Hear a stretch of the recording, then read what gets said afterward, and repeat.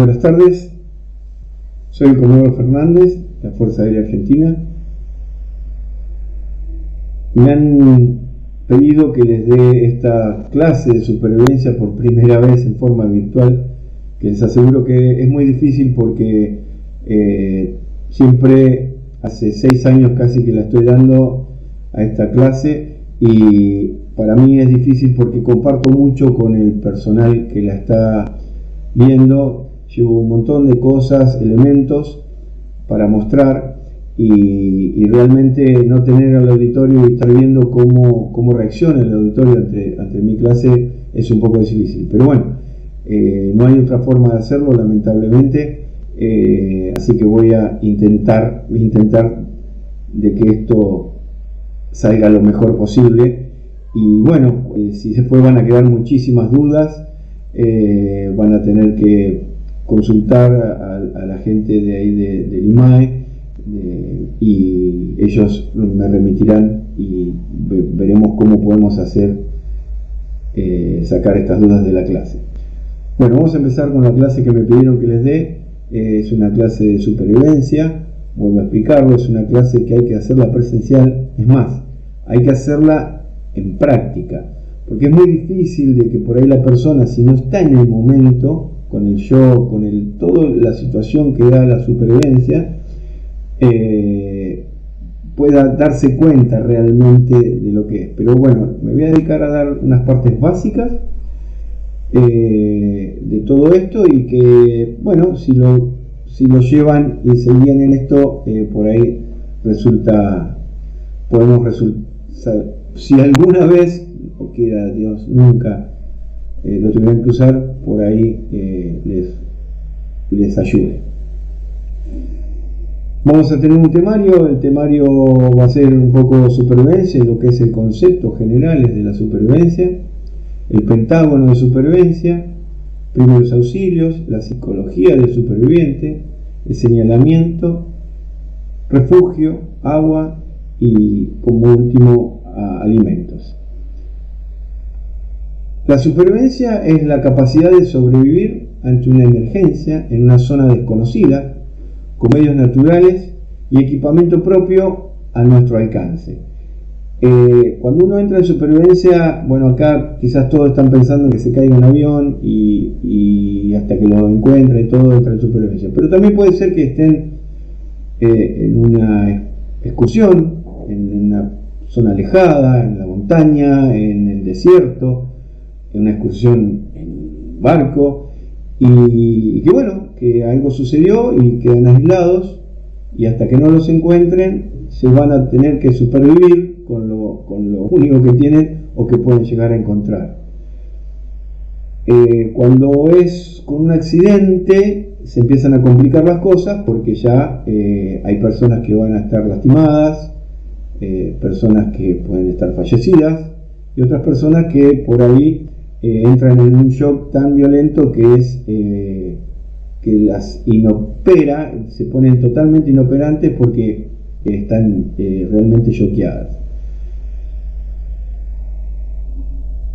¿En qué se basa la supervivencia? La supervivencia se basa en saber aplicar los principios básicos, que voy a intentar de explicarle algunos principios básicos. Ya les digo, estos principios básicos son muy cambiantes según la situación que se da, pero yo voy a dar lo más básico. Siempre dije, si yo tengo bien afianzado lo básico, luego puedo tener herramientas para ir llevando adelante lo que me va apareciendo. Entonces dijimos, se basa en saber aplicar los principios básicos y en adaptarlos a las circunstancias del momento. Bien. Lo primero que vamos a encontrar, y como primer punto que va a marcar todo lo básico de una supervivencia, es el pentágono. Esto es algo que se dan 5 puntos y se lo refiere a un pentágono para que se mantenga los puntos y cómo van apareciendo. Por ejemplo, el primero de todos y fundamental en todo esto es primeros auxilios. Yo sé que por ahí, si tienen suerte o no tienen suerte, porque pasó algo y entra en supervivencia, quizás no sea por un accidente, quizás sea porque, bueno, o sin una falla en la aeronave y aterrizó bien. Aterrizó bien, hizo un aterrizaje de emergencia, lo logró aterrizar bien y quizás no hayan accidentado, no hayan dañado, no hayan lastimado. Pero con el transcurso del tiempo empiezan a suceder algunas cosas que quizás demanden los primeros auxilios. ¿Sí? Podemos hablar de personas que se tienen que inyectar, personas que tienen que tomar algún medicamento, personas que se bajaron de la aeronave que estaba sin el tren de aterrizaje y se cortaron, o se lastimaron, se doblaron el tobillo. Bueno, ahí están los primeros auxilios, que es lo primero que se tiene que hacer en todo momento. Lo que sigue es el señalamiento, ¿sí? Posterior, refugio, agua y alimentos. Es importante seguir estos pasos. Primero primeros auxilios, luego señalamiento, refugio, agua y alimentos. Ahora bien, no estoy diciendo que mientras que un personal, según como esté haciendo los primeros auxilios, otro esté preparando el señalamiento. ¿Sí? ¿Por qué no hay que saltarse? Porque si otro va a buscar alimentos o va a buscar agua o dice no vamos a quedar mucho y vamos al refugio, y si justo a la media hora, 30 minutos pasó una aeronave y el señalamiento no estaba hecho, van a perder la oportunidad. ¿Sí? Entonces, por eso hay que seguir estos pasos. No significa que no se pueden hacer a la vez, no digo que se salten, sino que hacerlo a la vez y luego ir cubriendo todos los puntos. Según el tiempo que estén de supervivencia es cuánto de estos puntos van a llegar a cumplir. ¿Sí? Pero normalmente los primeros auxilios, si fue un accidente, y señalamiento, lo van a hacer de inmediato. Bien, vamos a comenzar con primeros auxilios. El tema de primeros auxilios yo no voy a ahondar mucho porque seguramente mucha de la gente que está acá es o médico o enfermero y tienen un conocimiento o un expertise muchísimo más grande que pueda llegar a saber yo de medicina o de primeros auxilios. Pero lo que le voy a mencionar son lo básico y que siempre aparecen o siempre han aparecido en estos casos de comenzar una supervivencia, ¿sí? Luego de un accidente y aparte con el transcurso de la supervivencia. A ver, con el pasar del tiempo varía muchísimo lo que es los primeros auxilios, porque a menudo que va pasando el tiempo, el personal se empieza a degradar cada vez más, empiezan a haber un montón de síntomas que ya con el tiempo empieza a apurarse y luego empieza a hacerse como una cascada. Ya lo voy a tratar de explicar más adelante cuando hablemos de agua y un poquito de eso. Ahora, también existe ninguna duda que lo primero que tienen que hacer cuando hay un accidente es el famoso triage, que es una forma, para el que no lo sabe, seguramente todos lo saben lo que es. Hacer ese triage es complicado. A ver, para la persona que llega en un accidente, la persona que llega a rescatar en el accidente es una persona que viene preparada, que sabe lo que tiene que hacer y que viene en busca de eso y no es parte del accidente. Entonces cuando llega, hace un triage, lo hace no perfecto, pero lo hace muy adecuado porque no tiene nada que lo está haciendo cambiar en su ámbito. Él viene a hacer eso, él sabe que lo primero que tiene que hacer es el triage, no está involucrado en el accidente porque no estuvo en el accidente, viene de afuera. Ahora, es complicadísimo cuando dentro de los accidentados una o dos personas o tres personas tienen que comenzar a hacer un triage. ¿A quién la atiendo primero? Porque capaz que está mi hermano, capaz que está otra persona, capaz que un ser querido, o falleció pero el otro está de alguna forma. Entonces ahí se empiezan a complicar las cosas. Por eso digo que los primeros auxilios en un primer momento luego de un accidente es extremadamente complicado porque toda la gente, a menos de que alguien haya o sea, personal de la tripulación que está altamente entrenada o estuviera altamente entrenada, también está en shock, porque también puede pensar que se salvó él y el compañero no se salvó. Entonces todo eso influye en este momento. Entonces los primeros auxilios es complicado y es lo primero que se debe hacer, y que encima con el pasar del tiempo lo van a tener que seguir haciendo, porque si aterrizaron bien, no hay ningún lastimado, como dije antes, con el pasar del tiempo, si hace frío, si hace calor, empiezan a empezar las novedades médicas que hay que atenderlas. Bien, es, como les dije, lo más importante de este pentágono de supervivencia, y lo primero que aparece son los traumatismos, que es una lesión producida por un golpe. Es decir, hubo un accidente, hay golpes, entonces aparecen los esguinces, las torceduras, las luxaciones, las fracturas por el impacto, las lesiones torácicas. Al ser la parte más grande del cuerpo es lo que más rápido golpea, o es la estructura que nos defiende, la mejor forma de defendernos, porque si en un accidente, en un golpe, agarra un brazo, seguramente lo va a quebrar, pero el golpe, la lesión torácica por impacto es muy común en un accidente aéreo, por ejemplo. Y las lesiones abdominales también, ¿sí?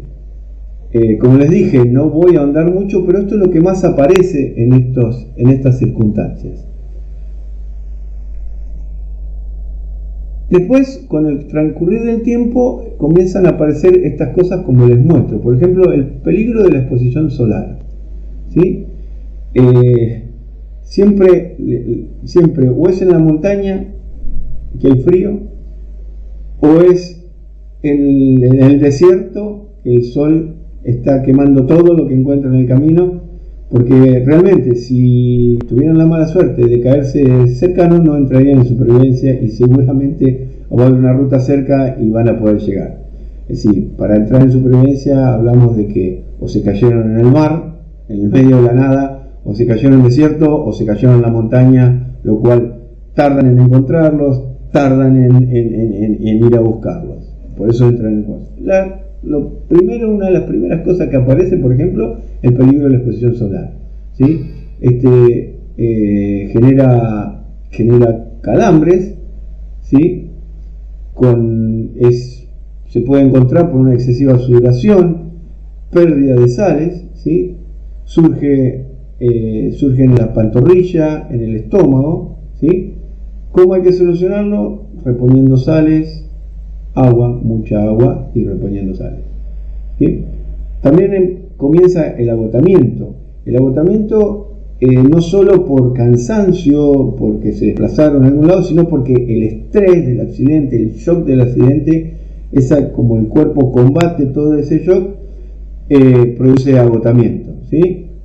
Dolores de cabeza, debilidad, confusión, ¿sí? Confusión por esa exposición al sol, ¿sí? Hay que reponer agua, sales y descanso. Fíjense que estamos hablando de reponer agua, sales.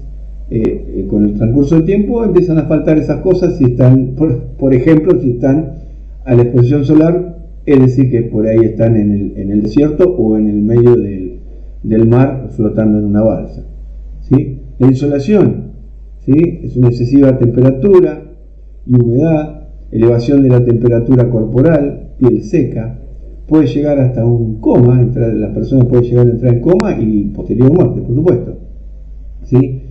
Hay que trasladarlo a esta persona que está en esto a un lugar fresco, baños fríos, si se puede, ¿sí?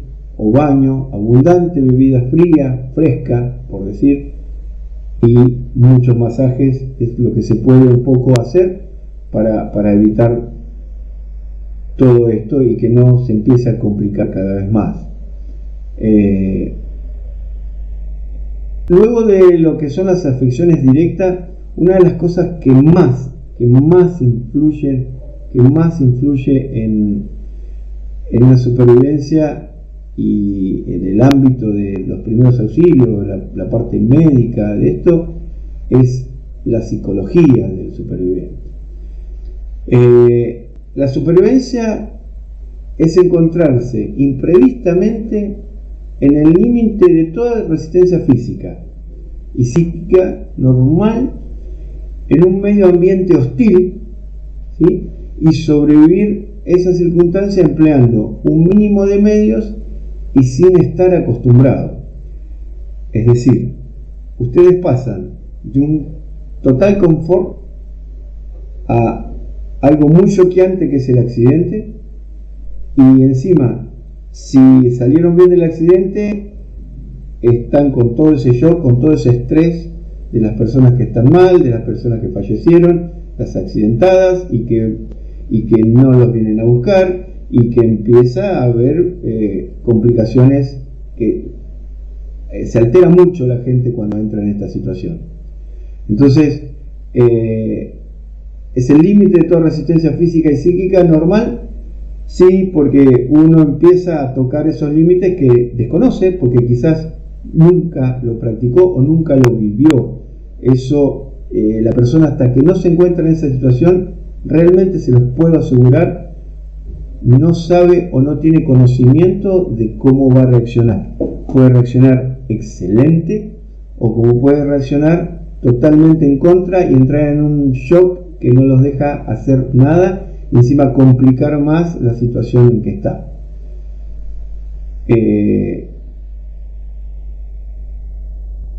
Pero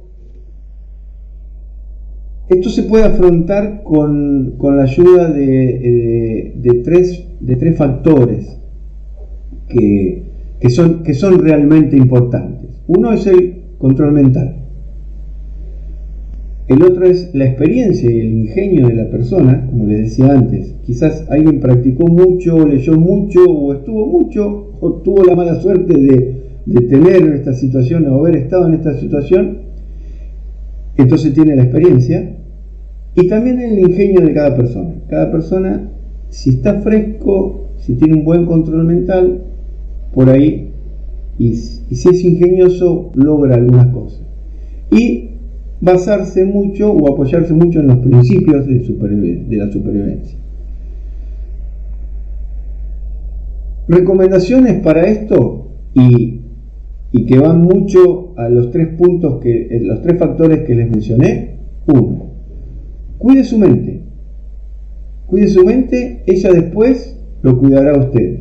Es decir, si yo estoy bien de la cabeza, no me choqueé mucho y estoy controlado y la cuido de no enloquecer, de no pensar cosas que no tengo que pensar, de no alterarme, ella en el tiempo después lo va a ayudar. ¿Cómo? Porque lo va a dejar tomar decisiones importantes y buenas decisiones.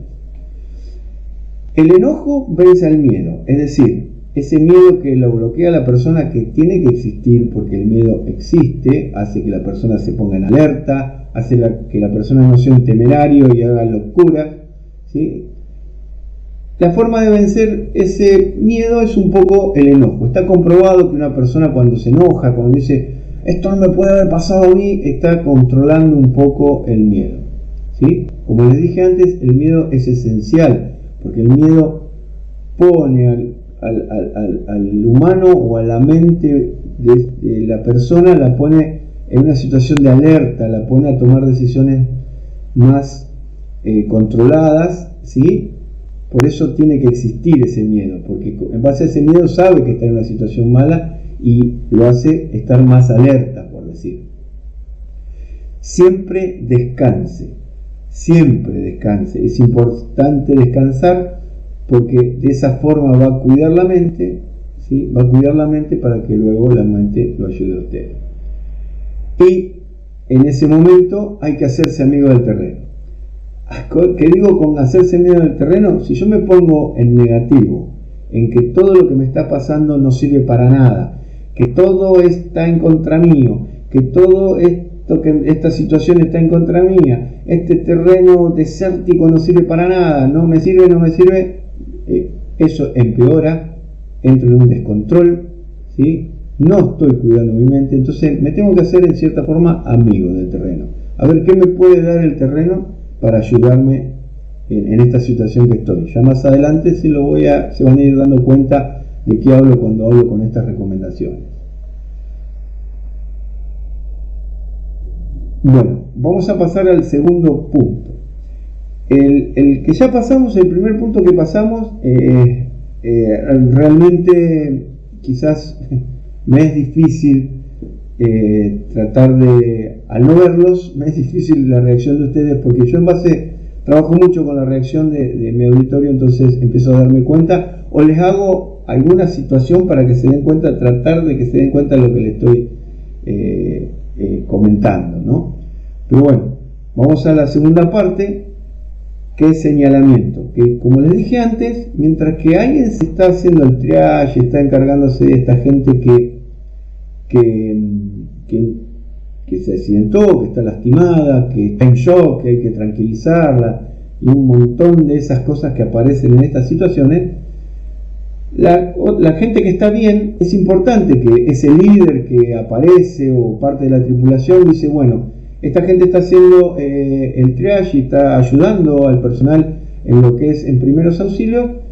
Vos que estás bien, andá y prepará lo que es señalamiento, porque en cualquier momento va a pasar una aeronave y tenemos que tener con qué hacerle señales. Bueno, es importantísimo. El señalamiento es importantísimo. La finalidad del señalamiento es determinar su ubicación, la ubicación donde cayeron o donde están en el momento, informar en la situación que están, porque en base a la información es cuánto el personal de rescate puede acelerar, o si está en una situación que necesitan, por decir, agua, o necesitan alimentos o algún medicamento. Al informar esa situación, de alguna forma informarla, eso se puede acelerar los procesos o tirar equipo que los pueda ayudar.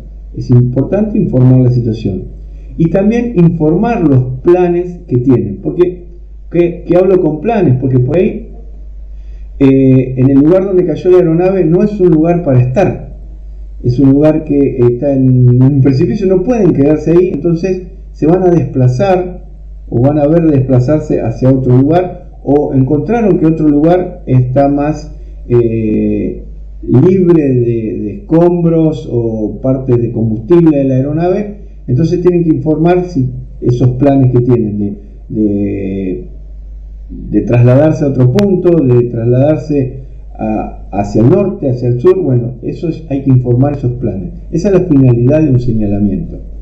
Ninguna duda que también la primera finalidad es que los vean, ¿sí? Que los encuentren, ¿sí? Pero cuando los encuentran están determinando su ubicación, entonces está puesto esto.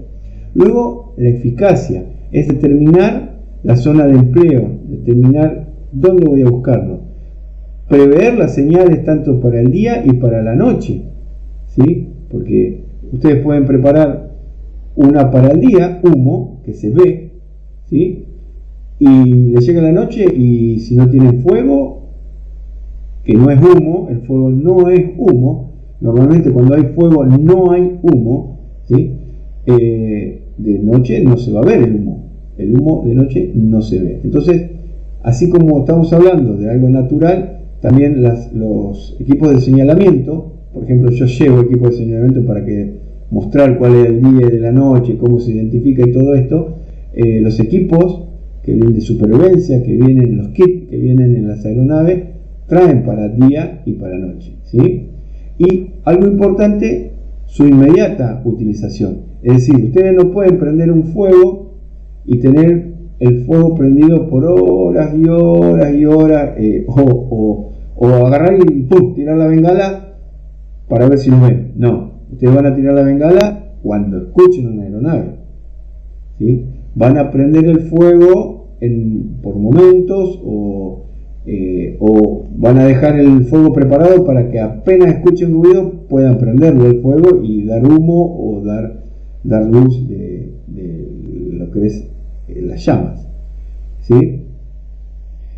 En realidad, ¿en qué consiste? En llamar la atención. Ustedes tienen que llamar la atención de alguna forma para que se den cuenta que están ahí abajo, ¿sí? Y que el equipo de rescate tome su ubicación y empiece a ver qué tiene que hacer para rescatarlos. Bien, un señalamiento muy tradicional, al hablar ya les dije como 4 veces fuego, bueno, es hacer la fogata triangular con estas dimensiones, con este esquema y con estas distancias de la altura de un lugar lejano, se ve como un punto y se ve muy bien, es decir, es visible a la distancia. Eso es lo que les quiero decir. Después hay una clasificación del señalamiento. Por ejemplo, bueno, todo esto es lo que estaba diciendo. Yo, por ejemplo, llevo todos estos equipos para que los vean, los conozcan, y si ojalá nunca se encuentran en una situación, cuando abran la caja de supervivencia van a saber qué es una pistola de señales, qué es un disparador pen gun, porque ya alguien se los mostró, o qué es una bengala de mano y cómo se usa para día y para noche y no equivocarse, y cómo es para no equivocarse. Eso lo suelo mostrar porque llevo el equipamiento para que lo vean. Lamentablemente acá no lo podemos hacer, pero bueno. Una clasificación de los señalamientos, y volviendo a la clase, es las pirotécnicas, que es la pistola de señales, que seguramente la vieron en algún lugar o en películas. El disparador pen gun, que es como una lapicera que se le ponen bengalas, ¿sí? La bengala de mano, que no deja de ser muy distinta a una bengala de una cancha de fútbol con humo, y del otro lado, con humo para el día, y del otro lado humo de color, humo rojo intenso o naranja intenso, y del otro lado tiene con fuego, digamos, lumínica para la noche. Y granadas de humo siempre existen. Las convencionales, las más que se pueden encontrar en todos lados, es el paño de señales. El paño de señales es un paño que, según la forma que se pone, es cómo se está avisando. Se puede hacer una flecha que vamos en esa dirección, o necesitamos alimentos, necesitamos agua, necesitamos medicamentos.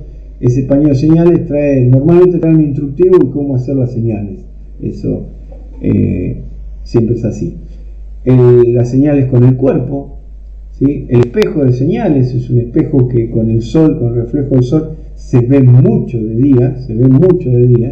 El marcador de mar es una tinta que al tomar contacto con el disculpen, al tomar contacto con el mar hace una mancha muy grande de color naranja o verde flúor, ¿sí?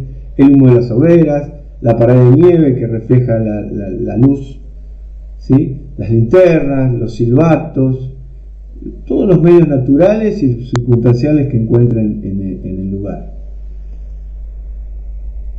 Bien, ya pasamos al tiempo, digamos, si lo puedo explicar así. Ya cuando la supervivencia empieza a alejarse en el tiempo, ¿sí?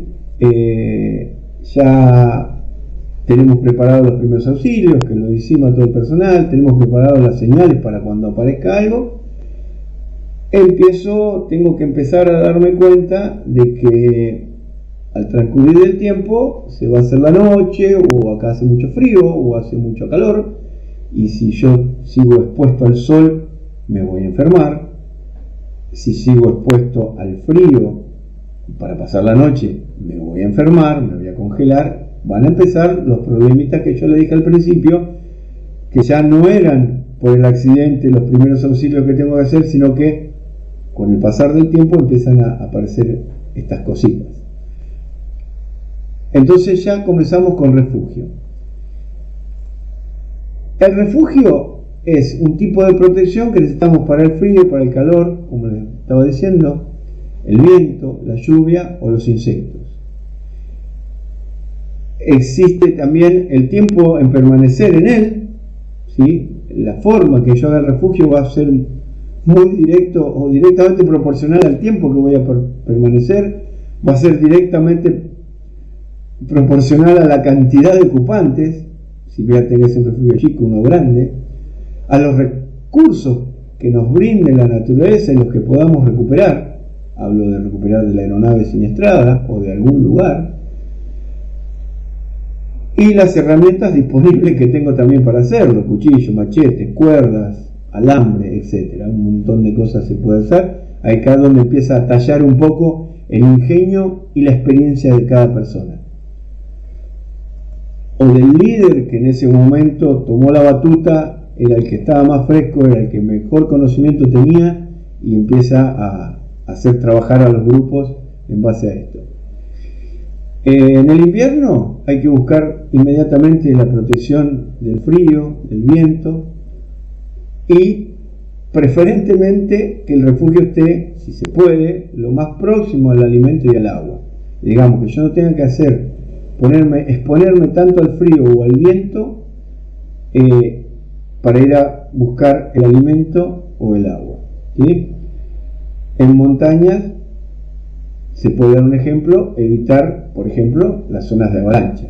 Si yo veo que es una zona de avalancha, reconozco que es una zona de avalancha, no me voy a hacer refugio abajo, porque voy a terminar seguramente abajo de toda la nieve. Los tipos de refugio va a ser en función al tiempo disponible, ¿sí? Les comento, en supervivencia lo que sobra es el tiempo, y lo mejor que se puede hacer es distraerse, poner la cabeza en otro lado, y hacer un refugio es bueno porque ocupa al personal y no el personal está pensando en realmente lo que no tendría que pensar, ¿sí? Está pensando en cómo hago el refugio y nada más. Eso es importantísimo para el control mental y es importantísimo que esa persona que se convirtió en líder de esa situación lo sepa manejar muy bien. Cuando vea que una persona está empezando a pensar y nos vamos a morir todos y qué va a pasar y esto y lo otro, ocuparla en algo, andá vos, vení, hacete, no sé cómo haces, pero hacete un refugio, hacete algo para pasar la noche porque vamos a estar peor si no. Entonces la persona cambia esa actitud que tiene, que después se va a poner complicada y se distrae en esto, ¿sí? También va a depender mucho el tipo de refugio, como ya le dije, el material de trabajo, el tamaño de acuerdo a los habitantes. Los cuidados que tiene que tener este refugio es asegurar una buena ventilación, ¿sí? Evitar colocarse, por ejemplo, que es muy común, la gente que no es del sur quizás no conoce, pero en la nieve, los pinos nevados, altamente cargados de nieve, uno ve abajo y ve una cueva hermosa, pero es una trampa mortal, les puedo asegurar, porque se movió el pino por viento o algo y toda esa nieve cargada que estaba se les viene encima. Es como que si generaran una avalancha. Y después hay que aprovechar el lugar donde está. Acá hablo de cuando me hago amigo del terreno, que les decía, hacerse amigo del terreno. Es aprovechar las cuevas, las grietas, por supuesto, la cueva hay que ver si no hay algún habitante y pedirle permiso al habitante o no entrar porque el habitante es peligroso. Las grietas en el hielo, ¿sí? Los árboles caídos, los elementos de la aeronave, de una forma segura, ¿sí? Que le pueda aprovechar. De ahí podemos partir a una clasificación de estos refugios. Por ejemplo, los naturales son los que realizados con elementos en torno que encontramos en el terreno, es lo que decía, ustedes hacen amigos del terreno y empiezan a encontrar estas cosas, ¿sí? Los elementos que encontramos en el terreno, los troncos, los árboles, las ramas, las cuevas, etc. Y los artificiales son los que vamos a crear nosotros, con el ingenio, con esa parte que le dije que tiene experiencia, que ya hizo alguna de estas cosas, mucho campamento, o si hay personas que realmente son ingeniosas. Entonces se pueden realizar con elementos propios, con el velamen de un paracaídas o que tenía la aeronave, con pedazos de fuselaje del avión, ¿sí? Puentes, por ahí hay algún puente viejo tirado y ojalá hubiera un puente porque significa que alguna vez hubo un camino y que van a tener los van a encontrar rápido, por ejemplo.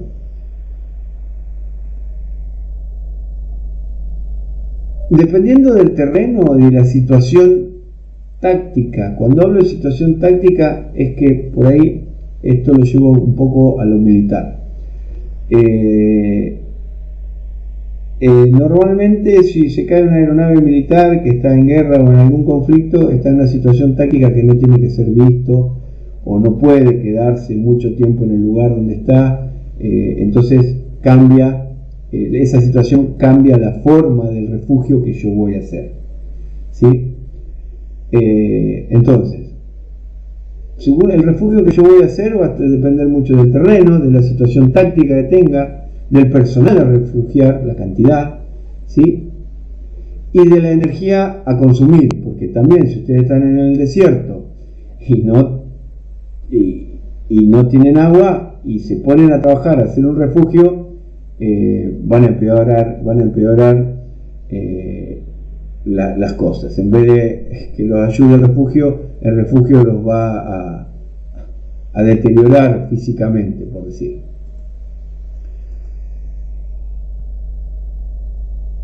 Todos estos puntos que les mencioné hace a la elección del tipo de refugio que voy a construir.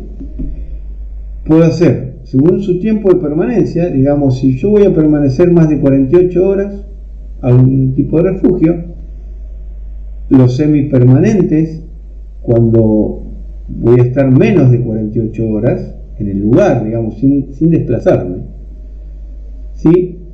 Y los transitorios es cuando yo estoy en una marcha y voy, no más de 24 horas que me voy a cambiar en un momento, porque por ahí dije, bueno, yo sé bien que de acá a 40 kilómetros, 50 kilómetros, y estoy bien ubicado, hay un pueblo, o hay una ruta en donde me van a encontrar. Y bueno, y decido una marcha con la gente como estoy, y bueno, seguramente voy a parar, no voy a estar más de 24 horas, no me voy a anclar en ese refugio, entonces no necesito hacer algo descomunal muy grande, porque no voy a vivir ahí, ¿sí? Entonces a eso me refiero a los permanentes, semipermanentes y transitorios. Por ejemplo, en zona selvática tengo que considerar los insectos que hay, los pantanos, ¿sí? La humedad, usar árboles secos y elevados. Esto es un bohído que se llama, es una cama de hachero, se le puede llamar, tiene otros nombres. Cama de hachero, que lo que consiste en que donde voy a dormir o donde voy a descansar está despegado del suelo por la humedad y por los bichos, y también si tengo una tela, una lona o algo para cubrirlo para que no entre. Este es un ejemplo de los tantos que hay. Para una zona desértica, por ejemplo, yo tengo que buscar una sombra natural dentro de lo posible, ¿sí? O mejorar el lugar y convertirlo en una sombra, ¿sí?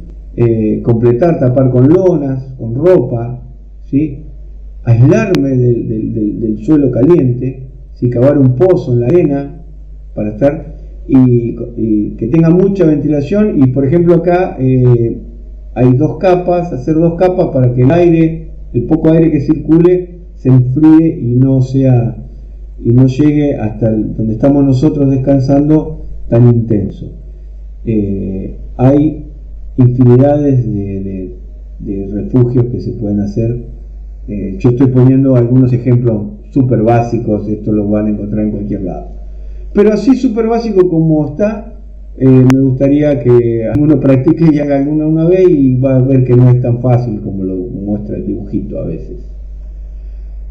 En zona fría es aprovechar refugios naturales, mejorarlos, como dije antes, completar con tela, frazada, elementos de la aeronave, aislarse del suelo con los elementos de la aeronave, de la nieve, del hielo. Ventilación, siempre tiene que haber ventilación por el tema de que el aire tiene que circular para poder estar fresco, ¿sí? Acá cuando pongo no utilizar la aeronave es porque la aeronave cuando cayó, hablo de usar los elementos de la aeronave, no la aeronave, porque la aeronave tiene fluidos y un montón de cosas que se pueden encender, que pueden ser generar combustiones, haber quedado vapores. No es muy adecuado quedarse dentro de la aeronave, usar la aeronave como refugio. a ver, tiene que estar muy bien controlada y no es bueno, si se puede usar partes de la aeronave, sí, llevarlo a otro lugar, ¿sí? Este es un ejemplo de una cueva de nieve, ¿sí? El iglú se puede hacer. El iglú se puede hacer como algo permanente y también ayuda para un poco matar el tiempo, ¿no? La gente, si uno está bien, bueno, vamos a hacer un iglú y un poco jugar, por decir, con nieve, haciendo un iglú distrae bastante, y si lo logran hacer es muy eficiente. Uno puede ahí adentro, sin estar expuesto a la brisa y al frío por la noche, puede mantener 0 grados con una vela, si quieren. Es muy efectivo. La trinchera es un poco lo mismo, es un poco enterrarse y hacer un techo con iglú, tipo iglú, para hacer. Pero esto sería permanente, por decir, esto es un permanente y este es un transitorio, circunstancial, no más de 24 horas. Bien, acá empezamos con el tema del agua. Cuando va a empezar a pasar el tiempo, van a empezar a jugar factores como, por ejemplo, el agua. El agua es algo importantísimo en la supervivencia, es una de las cosas que normalmente es difícil de conseguir, ¿sí? De forma potable, ¿no? Entonces, voy a dar recomendaciones generales. Es un elemento vital para sobrevivir. Se debe purificar antes de beber, hirviéndola. Hay pastillas potabilizadoras, hay filtros improvisados, hay un montón de cosas que se pueden hacer. No hay que beberla directamente como se la encontró, a no ser que se la encuentre en un río que tenga por decantación en el sur, por ejemplo, que bueno, normalmente va a ser hasta más sana que la que tomamos acá por ejemplo, en la capital. El agua de lluvia es potable, dado que es agua destilada, como todos lo saben, o mayormente destilada, ¿sí? Nunca beber la orina, es totalmente tóxico. Lo que van a hacer es empeorar las cosas. ¿Y cómo se solucionan esas cosas? Necesitando más agua. Entonces, negativo, totalmente prohibido beber la orina. Nunca beber agua salada. Si ustedes están en una balsa, es durísimo no tener agua y estar rodeado totalmente de agua. Acá donde empieza a tallar un poco el líder o el que está a cargo o los que están controlando, que la gente no se vuelva loca, porque la gente se vuelve loca y va a tomar agua desesperadamente, hasta se va a tomar la orina. Entonces hay que controlarlo mucho. Empieza a tallar un poco unos factores más del control mental, ¿sí? Para dominar a estas cosas. Evite transpirar si no la posee. Eso ya lo dijimos antes. Yo no me voy a poner a hacer en pleno sol un refugio si no tengo agua, porque voy a colapsar, ¿sí? La resistencia al agua, esto es muy genérico. Si estoy en un ambiente entre 10 y 20 grados, ¿sí? Puedo durar 6 o 7 días. Si estoy con más calor, 32, 48, de 2 a 3 días. Una cosa importante es que la sed no es un indicio de la necesidad del agua. Uno puede tener sed, pero hay que tratar de trabajar bien la necesidad del agua. No por tener sed tengo que tomar agua, ¿sí? No voy a lograr hacer un programa para que si yo me confundo que tengo sed, si tengo poca agua, me va a ser difícil controlarlo así. Entonces, el que tenga sed no significa que tenga la necesidad de agua, ¿sí? O de tomar líquido, ¿sí? Bien, ¿lugares donde puedo encontrar el agua? Bueno, en la curva de los exteriores de los cauces secos, ¿sí? Donde estuvo golpeando siempre el agua. Ahí, si empiezo a hacer un agujerito, capaz que es muy probable que encuentre agua. En los médanos, en las partes bajas, ¿sí? En las capas freáticas, digamos que hay un hay un arroyo de otro lado que ustedes no lo ven porque están de este lado de la montaña, pero si yo hago un agujerito y empieza a surgir agua. ¿Cómo purificar este filtro? Seguramente lo vieron todos, porque en la escuela se hacían estos filtros, ¿no? Tapa, arena, ceniza, todo, el agua que meto por acá, sale por acá, potable o medianamente potable o lo más potable posible, para que yo no me enferme, porque el problema es que me voy a enfermar con agua no potable. El destilador solar anda, funciona muy bien para el mar, para los equipos de los kits de supervivencia en el mar, traen estos destiladores solares, ¿sí? Anda muy bien. No obtengo litros y litros de agua, pero el agua que obtengo es buena y logro tener como para, peor es nada, algo voy a lograr. Bien, consejos para el agua, ¿no? Buscar corrientes claras y rápidas con cantos rodados, eso es lo que yo les decía, es un agua que ya está purificada. En la montaña no van a tener la necesidad de agua, de buscarla, si tienen esto. Se puede obtener en arroyos, ¿sí? Enlodados, cavando un hoyo, ¿sí? Se puede extraer de plantas. Los cocos brindan líquido, pero atentos que es laxante, es un laxante muy usado, el agua de coco, ¿sí? Las palmeras, las plantas azucareras, todas brindan agua, ¿sí? Pueden encontrarse agua. La caña de bambú, las plantas de ananá. A ver, la nieve no se puede tomar directamente como agua, hay que derretirla para luego tomarla, beberla.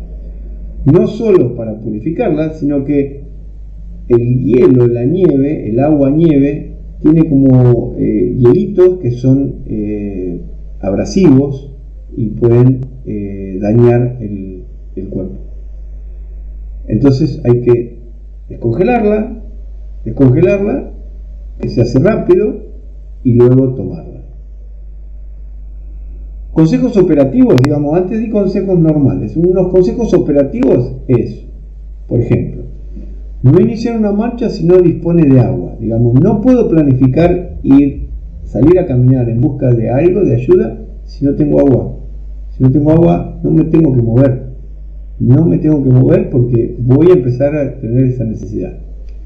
Viaje de noche, descansa en la sombra en el día, ¿sí? Siga la ruta más fácil, ¿sí?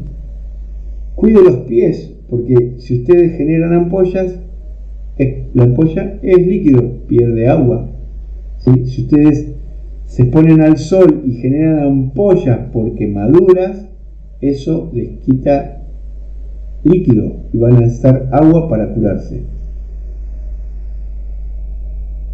Hay que tener cuidado con la apreciación de las distancias, porque puede ser está acá nomás y en realidad era mucho, y es lo mismo un poco lo que dije antes, es decir, no iniciar una marcha si no tengo agua suficiente para la marcha. ¿Sí? En tormentas, cúbrase y marque el rumbo para no perderse y caminar más y los cálculos se pierdan. Lleve tela para improvisar los refugios, especialmente los de 2 capas, que hace que esté más fresco, que no transpire. ¿Sí? El agua es vital, es un elemento importantísimo. Si uno habla, seca la boca, necesita agua. Si fuma, seca, necesita agua. Hay que beberla de a sorbos, no hay que beberla siempre y constantemente, hay que beberla hay que hacer como un plan de hidratación. ¿Sí? Búsquenla en los arroyos secos, en los codos. Cabe en la parte baja de los médanos, aproveche el rocío, siga los rastros de los animales. Los rastros de los animales, el animal siempre va a algún lugar donde hay agua, no va a ir a otro lugar. Tanto el humano como el animal necesita del agua, no puede vivir sin agua, entonces los animales hacen sus senderos y van a tomar agua a algún lugar. Ustedes, si lo siguen, seguramente van a encontrar agua. Improvise un destilador solar, etcétera, etcétera. Recomendaciones. El agua es una prioridad antes de la comida. Primero tengo que conseguir agua para luego comer. En regiones frías no es un elemento escaso, está, como les dije, hay que descongelarla para tomarla. Sí existe trabajo de descongelarla, sí, pero bueno, no la puedo tomar directamente congelada. No comer nieve en estado natural, ya se lo nombré antes. El hielo rinde más que el agua. El hielo rinde más agua que la nieve, es decir, y aparte lo puedo trasladar de alguna forma, si no tengo cómo trasladarlo. Si no tiene fuego, aproveche el sol y el elemento oscuro para derretir el hielo o la nieve, como les dije antes. Y el consumo recomendado son 2 litros diarios, no lo van a conseguir. Es lo recomendado, pero es muy difícil de conseguir si no están en un lugar que tenga agua. Pero si están en un lugar que tenga agua, lo recomendado es por lo menos tomar 2 litros de agua. Los riesgos que podemos encontrar por no potabilizar el agua, ¿sí? La disentería, ¿sí? Fuerte y abundante diarrea con sangre, fiebre, ¿sí? Debilidad, ¿sí? El cólera, que es una enfermedad diarreica aguda. Todo lo que sea diarrea y fiebre va a demandar agua para, encima genera un ciclo, van a necesitar agua para sacarlo de esta situación a la persona que entre en esta situación. Es decir, no tienen agua, toman agua mala o toman orina o toman agua salada, entran en una situación diarreica, lo cual necesitan agua para que no entre en colapso. Es un ciclo mortal, por llamarlo, que es difícil de llevar en una supervivencia. ¿Sí? Las sanguijuelas, los trematodos son parásitos que están en el agua, ¿sí? Y que entran uno tomando no se da cuenta y ese parásito entra en el cuerpo y se complican las cosas que encima ya las traen complicadas. Bien, los alimentos, último de los puntos de la supervivencia. Se puede vivir muchos días sin alimento si se tiene agua. No existe el hecho de que, un ejemplo les voy a dar, no existe de no comer, hacer una huelga de hambre. En un momento la persona va a colapsar y se va a convertir en un animal y va a actuar en forma de defensa, el cuerpo va a entrar en forma de defensa y va a comer cualquier cosa, ¿sí? Entonces, pero sí, ninguna duda que uno puede estar muchísimo, pero muchísimo más tiempo sin comer, mientras que tenga agua no hay problema.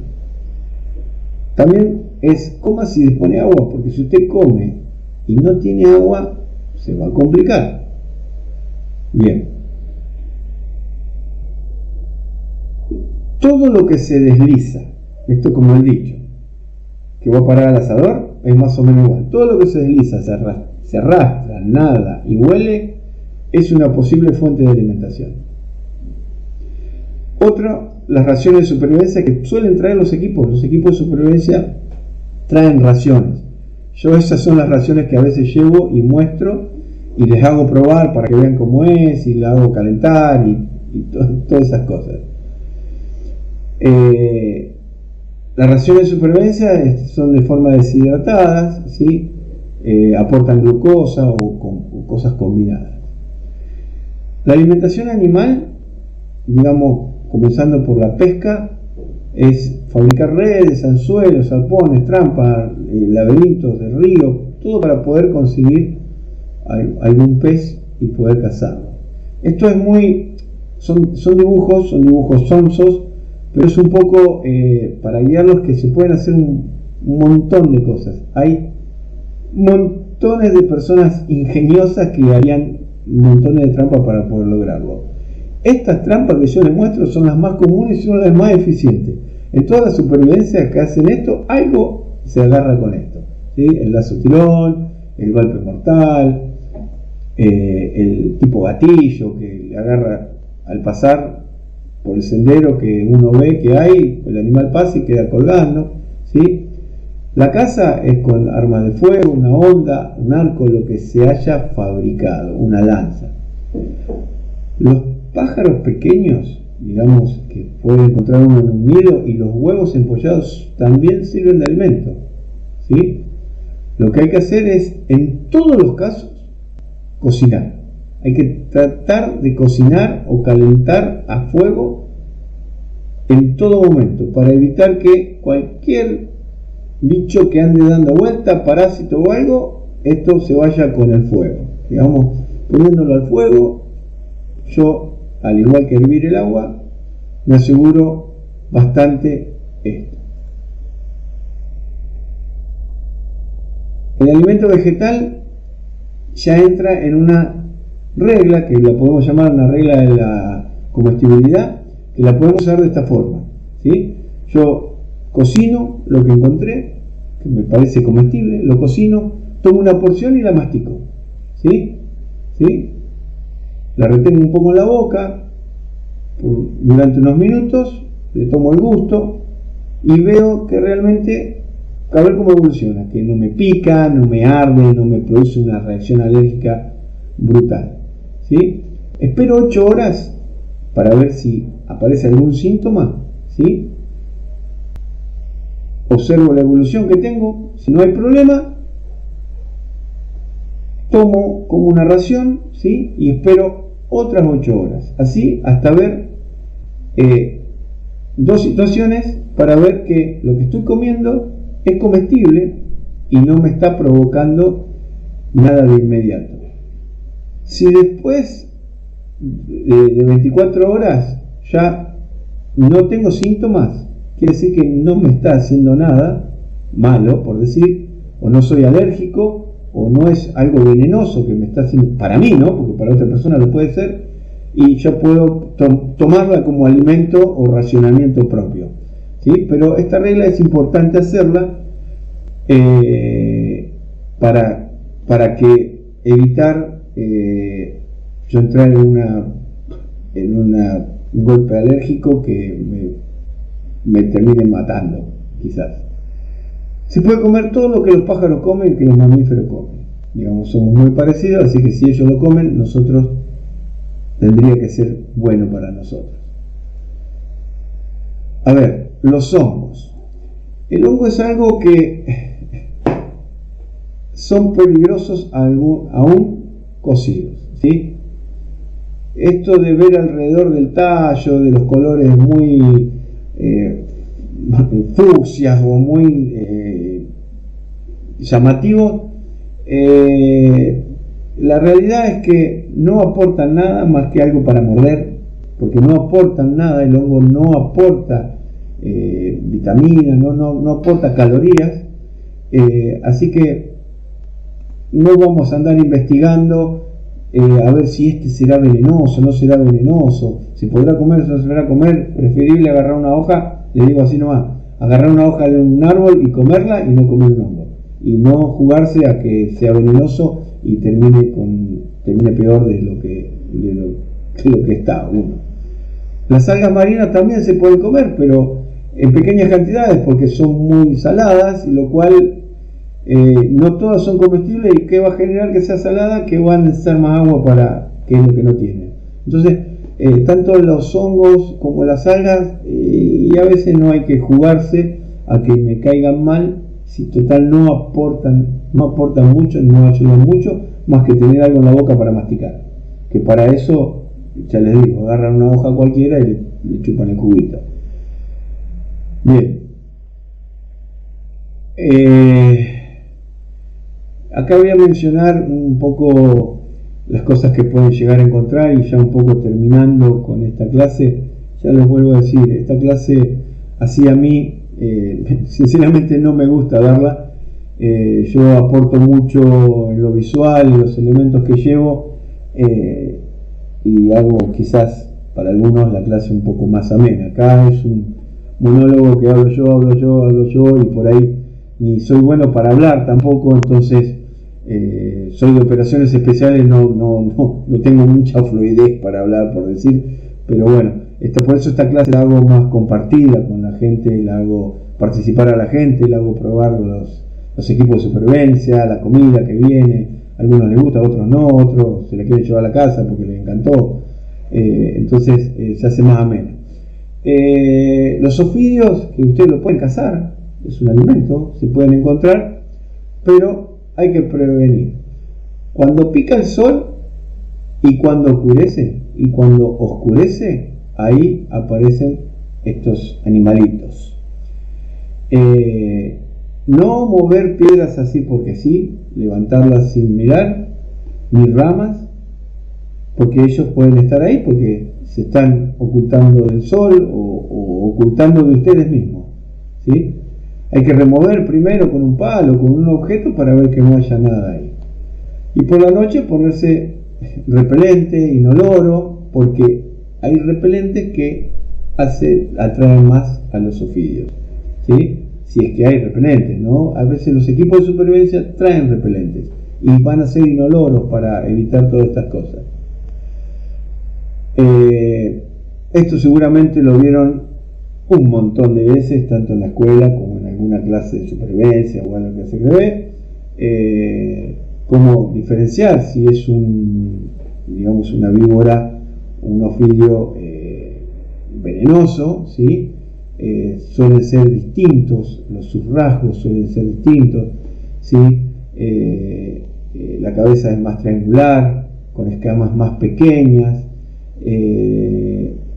las pupilas son en forma vertical, no son tan redonditas, si alguna vez vieron alguno de estos, ¿sí? Por ejemplo, es continuo todo su dibujo, es continuo, sus anillos, por ejemplo en la coral, sus anillos es todo continuo en el vientre, y no que tiene la panza cortada, si digamos que es lisa la panza. Esas son diferencias que se pueden marcar.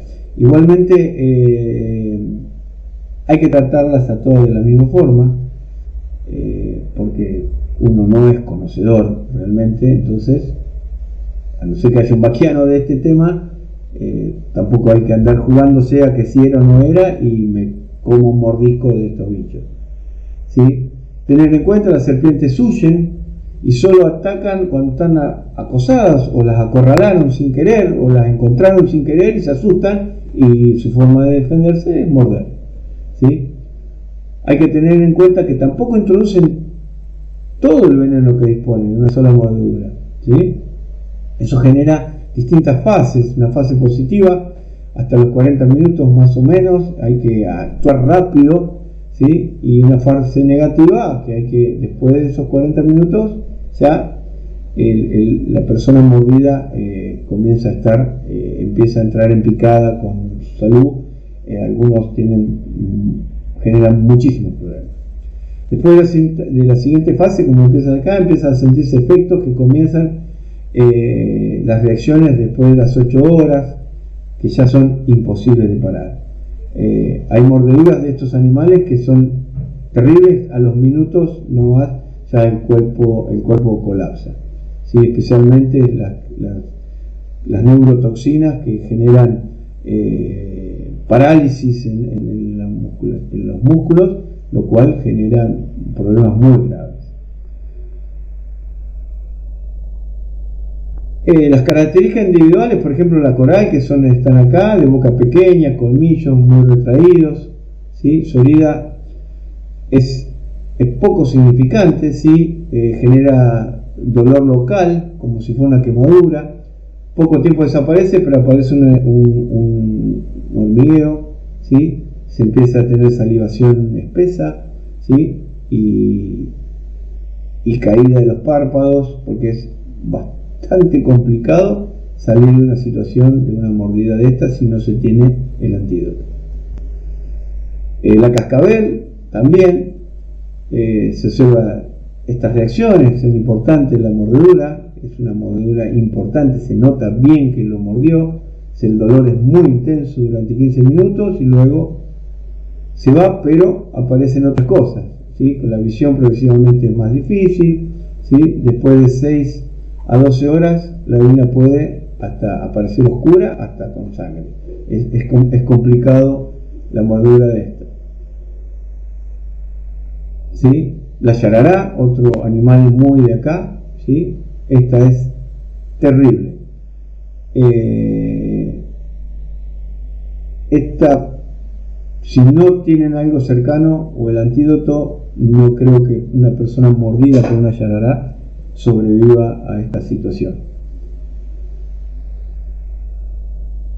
Sin antídoto, ¿qué podemos hacer? Tranquilizar al afectado, aflojar la ropa, líquido en la ambulancia y trasladarlo con el mínimo esfuerzo el herido, notificar a un centro de asistencia, no lo van a poder hacer, qué víbora produjo la herida para que se dé el antídoto adecuado. Estos animalitos también pueden ser encontrados, ¿sí? Normalmente los más pequeños son los peores, si no, por ser grande es mayor lo que pueden ocasionar. ¿Sí? Los escorpiones, acá hay muchas especies, muchísimas especies, y los más chiquititos, como dije, son los peores. Como conclusión, y un poco terminando esto, vuelvo a repetir, lamento dar una clase así, espero que sea entendible, que no sea pesada, que es como odio que sean las charlas. Como conclusión puedo decir que estar mentalmente preparado, hay que estar mentalmente preparado, pues solo una persona consciente de sus actos y con fe en el éxito podrá sobrevivir. Es un poco todo lo que dije de aquellos 3 factores al principio, ¿sí? El control mental, la mente tiene que estar bien fresca y va a poder llevar a un buen término esta supervivencia que empezó mal, porque todo empieza mal así cuando hay un accidente, y si no están bien se va a empeorar. Les puedo asegurar que se empeora cuando se empieza a perder ese control mental, y que todo empieza en las personas, es natural que empiezan a querer sobrevivir, ya le empieza a molestar todo, ya no me importa si vos te morís, no, el que no me tengo que morir soy yo, y les puedo asegurar que se complican mucho las cosas.